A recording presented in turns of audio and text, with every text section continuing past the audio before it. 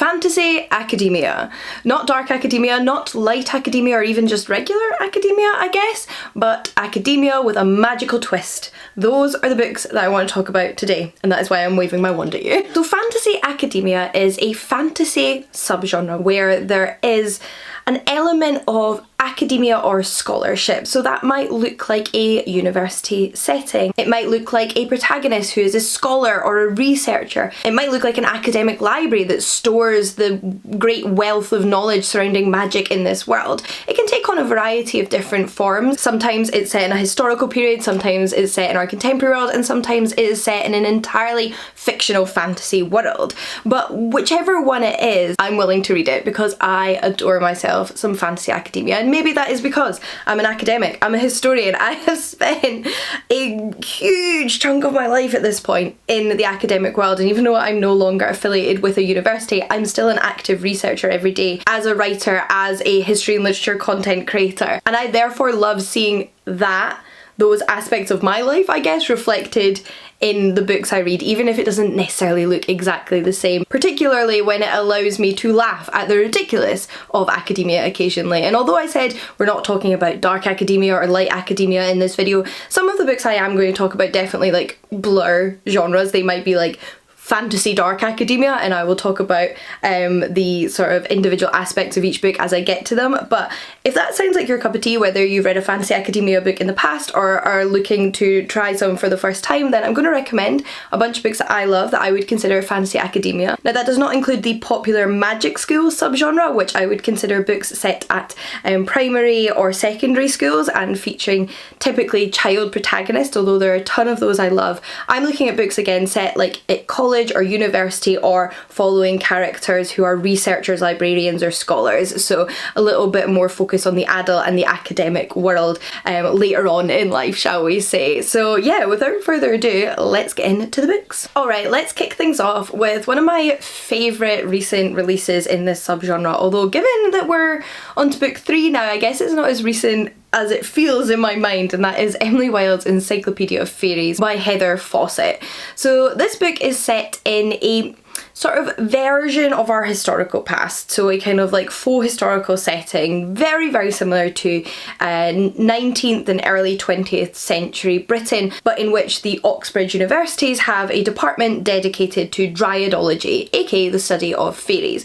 And by that I don't mean folklore or fairy tales or mythology, I mean a department where scholars research the very real fairies that you can go out and see in the field. So to me they almost feel like anthropologists. That's what they feel like as scholars out in the field, and we are following Emily Wilde, who has undertaken the task of compiling an entire encyclopedia of fairy kind, and she is currently in the beginning of this book heading off to fill in the gaps in her research on a small Scandinavian island, and there she's going to study like the local fair folk, etc, etc. But there's a few different things that complicate her research. She has a colleague who she has a bit of a love-hate relationship with, who she's always butting heads with but also kind of loves to butt heads with, if that makes sense. She also has to figure out how to like fit in with the local community and find a way to like ease in her conversations with the people that she wants to talk to. And then there are also the way in which the fair folk are interacting with this community, including some like long gone fairies who may prove to be much more dangerous than she anticipated. This is like cozy academia. This is like a cozy faux historical fantasy adventure, that's how I would describe it. The characters are utterly charming, and I love the banter between Emily Wilde and her colleague, as mentioned. I love their just kind of like quips and the way that they interact with one another. There is a slow burn romantic subplot throughout the books, but I also think this is a series that will very much be enjoyed by people who aren't typically into fantasy romance, because it's not like all about that. And I love the way it takes like traditional folklore and lore surrounding the fair folk, and creates this like whole world of academia. I think it's absolutely fascinating. And I'm also just a sucker for a passionate female scholar and researcher. I'm not gonna lie, there's a few more of those that are going to show up in this list. So yeah, this is an absolute must read, well worth the hype. My next series is actually about both a librarian at an academic institution and university lecturers. So this is definitely more of a romantasy series where the romance is at the forefront, and that is the Librarians Coven series, starting with book 1, written by Catherine Moon, who is just like an absolute favourite romantasy writer for me. She always delivers, and this series is no different. It is a poly romance where we have a coven of male witches who are sort of like in the market for the last member of their coven, only to find that they are drawn to this like seemingly sort of, I guess, unassuming new librarian at the university who herself doesn't believe that she has any magical abilities. So this is set in a fantasy world where people can be witches and sorcerers, but she's never been trained as a witch or a sorcerer until she finds that she has a very particular magical ability when it comes to books and literature and writing. And I love magic that somehow interacts with the written word, and that is just something I love in books in general. So I love that that trope is used here, and she ends up being sort of like invited into the coven of these 4 male witches who she also develops romantic attachments to, and then there's like other romantic attachments within those 4. So it becomes this sort of beautiful poly relationship found family dynamic, which I love, and it's about the developing of their relationship as a coven and as a like romantic dynamic, as well as sort of like any dangers that might be posed to them at the university, because like I mentioned, our librarian's power is quite special, like it's quite unique, not a lot of people have it.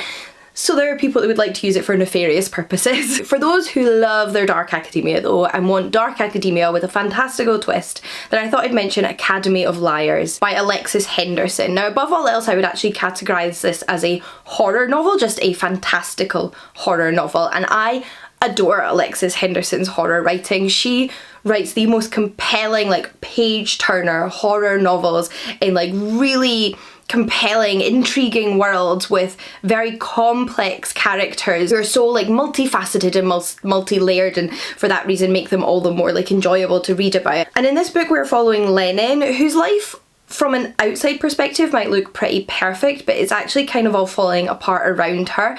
Her entire existence has become dependent on her fiance. She is basically just a part of his life at this point. Her friends aren't her own friends anymore, and we discover within the first few pages of the book that he is actually cheating on her with one of her old friends, and she decides that she cannot live like this anymore, and she decides to like skip out, drive away, run away, just get away from this situation, only to receive a mysterious phone call from a phone booth from an absolute stranger inviting her to interview for a very enigmatic university, and she actually dropped out of university the first time around, so this is an opportunity she never expected, but is also incredibly confused by like, who's phoning me on the like the phone box, like how did they know I was here? Obviously there's some magic involved, and we discover that she actually has the power of persuasion. She has this ability to persuade people to do what she wants them to do,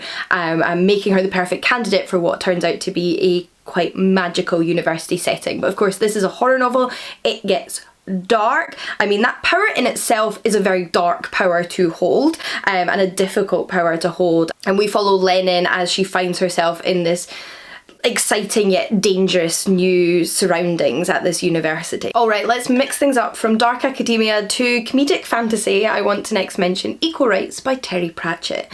So this is technically book 3 in Terry Pratchett's Discworld series, but if you've heard me talk about this series before, you'll know that you don't necessarily need to read them in order. There are actually like series within the series of the Discworld that you can like start from, and Equal Rights is an excellent place to start. This is a brilliant place to start, one of my favourite places to recommend people start, so you know, if you've never read Discworld before, here you go. It's also not the only book in the Discworld that takes place partially at a university, because one of the main locations in the Discworld is the Unseen University, which is the Wizarding University, but it's definitely one of my favourites. Specifically, this book is about Escarina, or Esk for short, who has sort of bucked convention by being the 7th child of the 7th child, but instead of being the 7th son of the 7th son, she is a daughter. So it's playing with that trope in classic fantasy of the 7th son of the 7th son, but imagining if that 7th child was a daughter. Oh my goodness.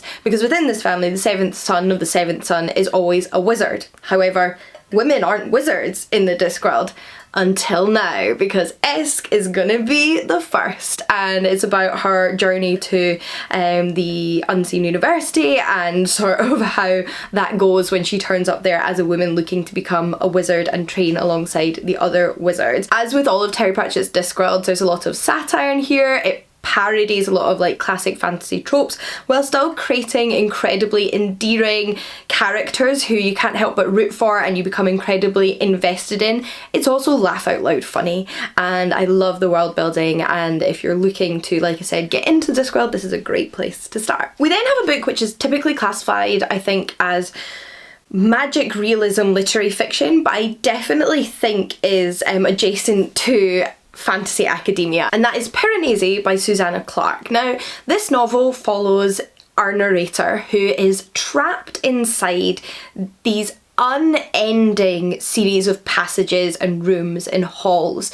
There is no way out. It's unclear how he even got here, but he has been here for a very long time, and he is recording everything he discovers whilst he's there, where all the passages leads, everything he can kind of find out about. And gradually, as the book unfolds, we learn more about the reason behind how our character got there, who else might be there, and also the occult academia that led them there. So this book is very clearly inspired by the history surrounding people like Aleister Crowley, who had like a massive impact on the sort of like occult sphere, but were also incredibly problematic. And this book does also deal with kind of like abuses of power and kind of obsessive academia and scholarship, but it's just so lyrical and beautifully written, and there's so much to it for being what is quite a short book. It really packs a punch. I have thought about it quite regularly since I read it, and I really need to go back and reread it actually because of that, because I'm sure I'll notice things I didn't notice the first time around. It is like those passages and corridors and hallways that you walk through and you don't notice something until the 10th or 100th time that you go down there. That is what this book is like, and it is so interesting. And I also think it's incredibly interesting if you think about it in the context of that historical inspiration. Next up, we have another absolute favourite fantasy writer for me, an absolute classic fantasy writer, and that is Patricia A. McKillip, specifically her book Alphabet of Thorn. So this, again, not the only book that Patricia A. McKillip wrote which has like elements of academia in them, but this one in particular focuses in on a like scholarly library and a translator. So it's multiple perspective, but we start off with our main character being this young woman who was raised in the library to be a translator, and she's got like a knack for translating obscure magical languages that other people cannot seem to like pick apart. So this is obviously an incredibly like fruitful talent to have, but it can also lead her down some like slightly unexpected paths. And in the early days of this book, she finds this book written in this Alphabet of Thorn that nobody else has ever been able to translate except she can. And the book, as in the book you're reading, not the book she's reading, is about how the lives of all of our protagonists from that point on are interconnected by this book and the history of this book and the people that wrote this book and the magic that is imbued in this book. And it's so beautifully crafted. Like, I love Patricia A. McKillip's writing. It's soft and slow, and intricate and just like incredibly like absorbing. I love her writing, and this was the first book I ever read by her, and it very much cemented her as a favourite author from the get-go. Plus it has that like academia, university, library, court setting, which I love. So yeah, absolutely highly recommend this one. On the topic of both libraries and thorns, my next book recommendation is actually called Sorcery of Thorns by Margaret Rogerson. This one is a young adult, like fast-paced, fun adventure novel about a foundling girl called Elizabeth who was raised in a library. So she was raised at one of the great libraries in this fantasy world which stores all of the magical books. But because these books are magical, they possess a lot of power, and they can go bad and they can turn, and that sort of power and that magic can turn inwards, and they can become incredibly dangerous. And in the beginning of this novel, one of the most, if not the most dangerous grimoires in this library escapes its confines. It is taken out into the world for nefarious purposes that threaten the entire existence of Elizabeth and everybody she knows and everybody she doesn't know, really. But she's the one that's implicated in this crime. Now, we know, of course, Elizabeth didn't do this, but she has been implicated. And the only person on her side is a sorcerer named Nathaniel, who she doesn't like. She doesn't like sorcerers, hands down. She has her reasons, but she does not like sorcerers. But she's kind of forced to work with a sorcerer in order to clear her name. And like I said, this is a really fun, like fast-paced adventure with great banter between the characters, and there is a romance that blossoms between the two, so they go from sort of enemies to lovers, and it's just a ton of fun. I love libraries, I love magical libraries in books, and this one delivers. If again you're still looking for a little bit more of like that dark academic fantasy novel, then my next recommendation is also I would consider like dark fantastical academia, and that is The Whispering Dark. Now in this novel we followed Delaney, who again has been accepted into an incredibly prestigious university. What's interesting, I think, is that in like academia books, whether they're dark academia, light academia, fantasy academia, it's rarely an unprestigious university, is it? It's always a very prestigious university. But anyway, so Delaney gets accepted into this very prestigious university, which is unique in that it's not just teaching your typical university degrees, it's actually teaching people to slip between parallel worlds. So we have this like magical academia again, where people are exploring like the possibility of parallel worlds, magic in the ordinary world in their studies. However, from day one, Delaney is kind of falling behind, and this is because she's deaf. And one thing the book does really well is explore the way in which the university just absolutely does her a disservice as a deaf student. It's not because Delaney isn't as capable, if not more capable, than the other students. It's the way in which the academic environment and her lectures and her lecturers do her a massive disservice, and it's incredibly frustrating to read, but I really appreciate that it explored that in a fantasy book, as it's not something you come across very often, and I thought that was fantastic, because there are tons of problems in the world of academia, that just being one of them. But outside of this, there's also some more drama at the university because people have been going missing, and we follow Delaney as she starts up a like will they won't they love-hate relationship, antagonistic relationship with a slightly older student who becomes her tutor and who might be involved in the disappearances. Okay, then my last two recommendations overlap somewhat because they are both about women who are dragon researchers. They are both about female scholars super into dragons. So obviously I love them because I'm also super into dragons. And the first of those is The Dragon Keeper by Robin Hobb. So this is the first in a 4-book series, which is actually a series within her wider realms of the Elderling books, I believe. But I read this series before I read any other books by Robin Hobb, so I do think you can absolutely start here. This is about largely separate characters just set in the same world. Like the narrative characters are different, and it is multiple POV, so they're not all female scholars researching dragons, but one of them is, and that's all that matters. That means it gets to go in this video. Now our dragon scholar is named Alice. She's never been particularly popular with men where she's from, so she ended up in a marriage basically of convenience, where it turns out that her husband is not a nice person, but she discovers something about him that she's able to use to sort of blackmail him to fund her expedition to visit the newborn dragons that have been born in this world.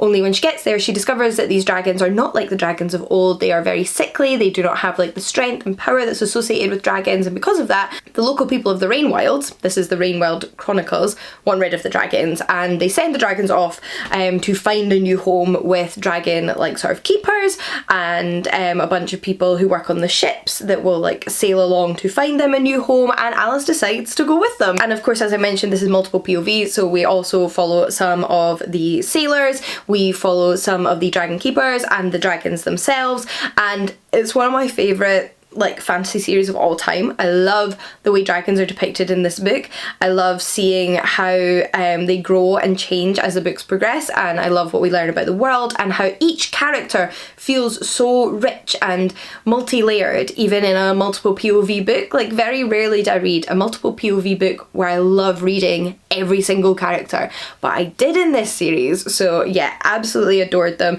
and adore Alice. Then we have the Lady Trent series, which begins with A Natural History of Dragons by Marie Brennan. Now I will confess, if you've been watching my channel for many years now, you'll know that the first time I tried to read this book, I was much younger and I wasn't as big a fan because I had certain expectations about dragons, and I felt that I didn't want to read a book unless the dragons were like high magic, talking, sentient, wise creatures. Whereas in this book, dragons are a lot more just like a species of animal, and it takes place in a version again of our like historical past, a little bit like Emily Wilde's Encyclopedia of Fairies, where we follow Lady Trent, who is again like obsessed with dragons, but of course she's a woman in this time, so she's not necessarily expected to be a scholar, but she does actually have a very supportive husband who supports her dreams and her pursuits, and she gets to go off on an expedition again to study dragons in the wild. Dragons in this world are like all over the place, they're not super rare like in the Dragon Keeper series, and they're much more just like animals, you know, they don't talk to you. But as I have gotten older, I have chilled out a little bit, and I am better able now to appreciate these books for the low fantasy historical series that they are, with an again like a phenomenal like strong passionate female lead. I love passionate female scholars at the centre of books because I get it, like even if their discipline isn't my discipline, I understand that passion for a subject and that desire to research, so I love reading about characters like that. So yeah, as long as you're okay with the dragons not being like super high fantasy dragons, then this is an absolutely phenomenal series that you definitely have to check out. But those are the recommendations as far as fantasy academia books go. I actually have a ton of other books that I think fall into this category on my TBR. I think quite a few more have come out in recent years. It's a genre that I think is gaining more popularity, so I do have some on my TBR that I'm very excited to read and I'm sure I'm going to love. But I would also love to hear any more recommendations you have, whether the books that came out 50 years ago, 20 years ago, 10 years ago or yesterday. I want to read them, and I'd also be interested to know if there's any other like sort of slightly niche subgenres you'd like book recommendations for, because I love me like a niche subgenre like fantasy academia, and I love recommending books on specific themes. So yeah, let me know, and until next time, happy reading. I'll see you all again soon. Bye everyone. I do feel like I should mention, since this is the first video I've filmed since it came out, that I have a new novel out. If you've somehow missed me hammering on about it on social media for the past few months, my novel The Lady of the Lake has just been published by Michael Joseph Penguin in the UK, and although it's not fantasy academia, it is a medieval historical fantasy take on the Arthurian legends following the Lady of the Lake, Vivian. There are magic lessons in it because Vivian specifically is trained by the sorcerer Merlin throughout the book, so like there's a little tangential connection there. We do have magic lessons, we do have learning more about plants and lore etc throughout the book and developing your skills at court, so you know, like just saying, that's out there if you want to check it out.